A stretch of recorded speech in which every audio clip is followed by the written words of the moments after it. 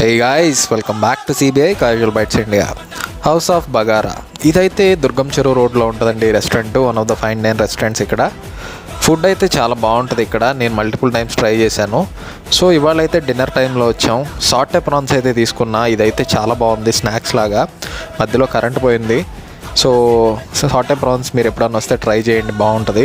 And bagara rice mutton curry చెప్పాం, అది వడ్డించలోకి మళ్ళీ కరెంట్ పోయింది. ఇంకేం చేస్తాం, టార్చ్ ఆన్ చేసి వెంటనే వడ్డించమని చెప్పాం. బగార్ రైస్ మటన్ కర్రీ కూడా బాగుందండి. ఇక్కడ బగార్ రైస్తో నాటుకోడి కర్రీ అని మటన్ కర్రీ బాగుంటాయి.